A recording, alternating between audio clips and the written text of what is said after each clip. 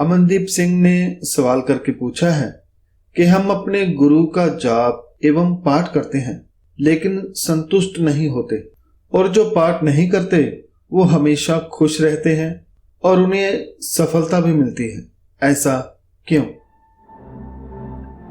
ये सवाल बहुत ही प्यारा है। इसका जवाब मैं गुरु साहब जी की कृपा से देने की कोशिश करूंगा। सबसे पहले मैं बात करना चाहता हूं सफलता की। आपने कहा जो लोग पाठ नहीं करते उन्हें सफलता मिलती है, तो मैं यहाँ समझ सकता हूँ कि आप उनके पैसे की बात कर रहे हैं, उनके कारोबार की बात कर रहे हैं, उनके रहन सहन की बात कर रहे हैं, और साथ में आप कहते हैं कि वो पाठ नहीं करते, रब को नहीं मानते। तो सवाल के जवाब में सबसे पहली बात कि अगर कोई हमसे सफल है या हमसे ऊपर है तो हमें उसकी सफलता पर खुश होना चाहिए। उसने मेहनत की और सफल हुआ, उसके प्रति हमें ईर्ष्या नहीं रखनी है। लेकिन इसके साथ ही ये बात भी हमें याद रखनी चाहिए कि हमारा गुरु किसे सफल इंसान मानता है। गुरु साहब की नजरों में सफल कौन है, उसकी परिभाषा क्या है?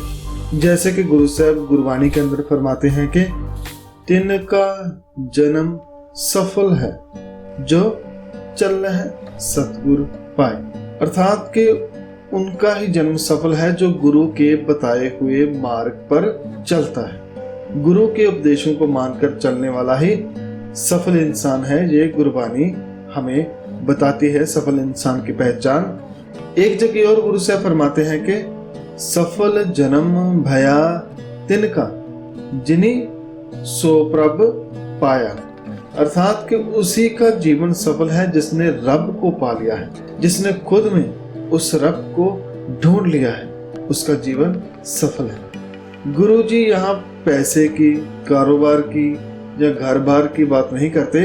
गुरु साहब यहाँ पर समझाते हैं कि आपके पास पैसा है या नहीं, इससे नहीं, बल्कि आप रब से मिले हैं या नहीं, ये बात आपको सफल बनाती है।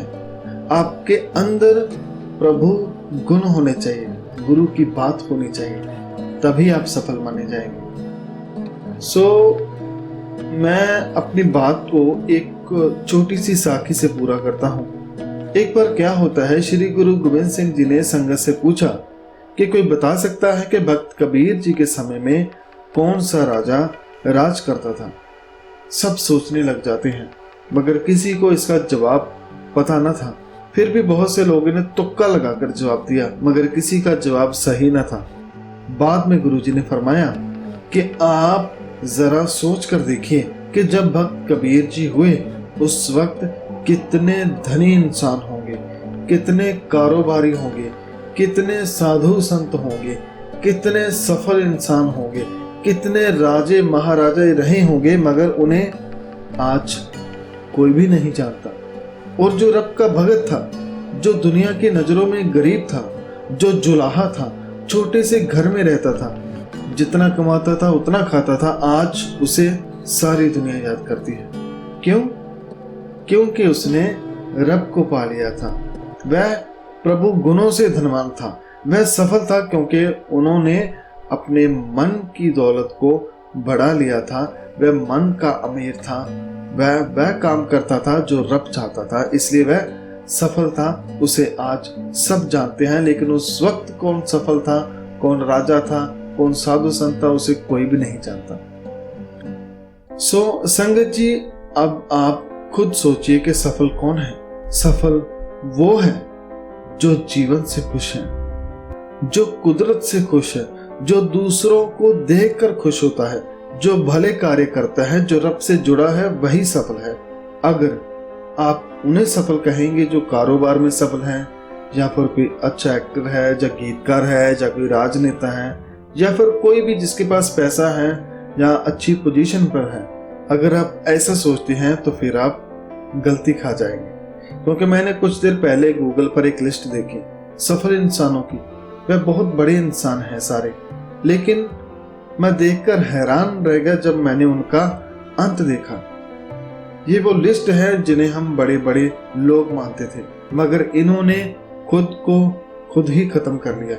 वे अपने जीवन से परेशान हो गए और आत्महत्या कर ली। इनमें कोई सिंगर है, कोई एक्टर है, कोई राजनेता है, कोई कारोबारी है, कोई खिलाड़ी है, बहुत सारे लोग हैं जो बाहर से सफल थे, अमीर थे।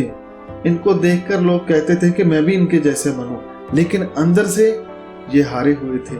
जीवन क्या है नहीं पता था। लोग इन्हें देखकर कहते थे कि काश मैं भी ऐसा होता, मगर ये रास्ते में ही दम तोड़ गए। इन्होंने रब की कीमती तोहफे जिंदगी को ही खत्म कर दिया। सो मैं ये नहीं कहता कि हर अमीर इंसान खुदकुशी करता है, मगर आप अमीर इंसान की पहले पहचान तो करें कि वो असल में अमीर है भी या नहीं। तो गुरबानी किसे अमीर कहती है? आइए एक बार हम गुरबानी से ही पूछते हैं। जैसे कि गुरु साहब फरमाते हैं कि सो धनवंता जिन प्रभ ध्याया। असल में धनवान वो है जो रब को याद करता है, जो प्रभु का ध्यान करता है।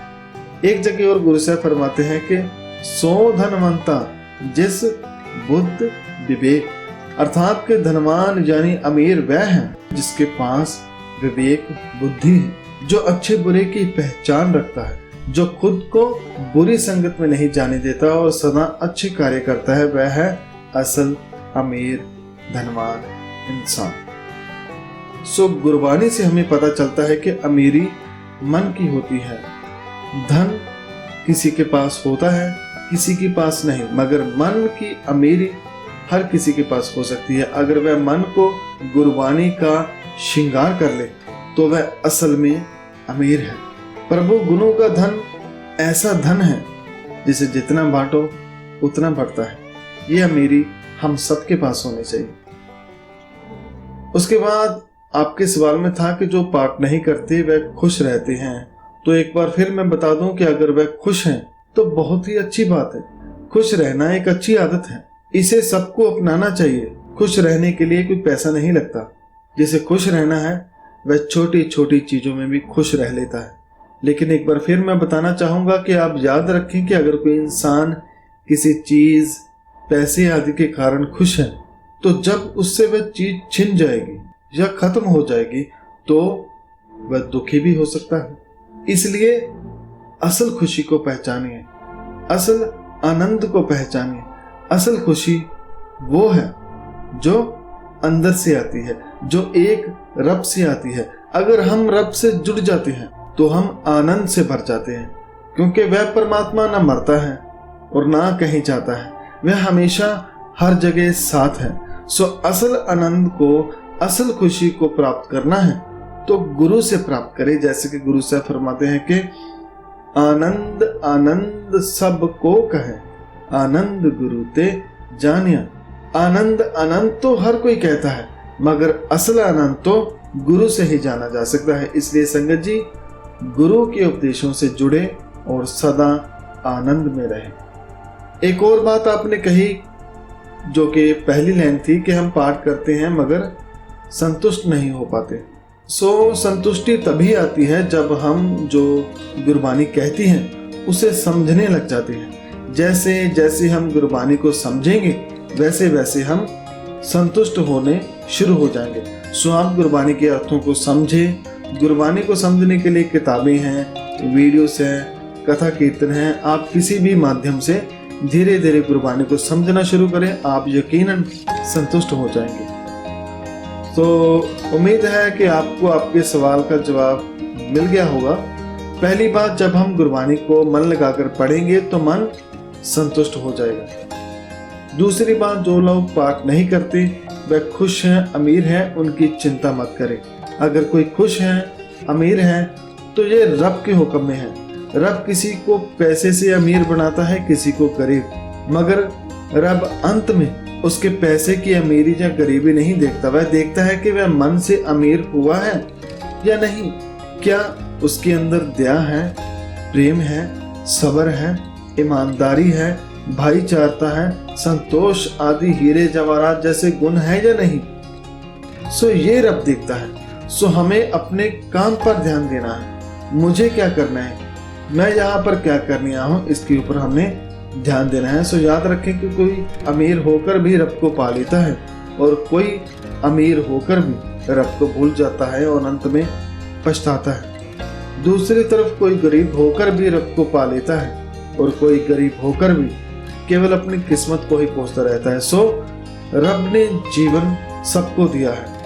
हवा, पानी, धरती, सूर्य, आकाश, तारे सबको बराबर दिए हैं। अब ये हमारे ऊपर है कि हमने इस जीवन को कैसा बनाना है।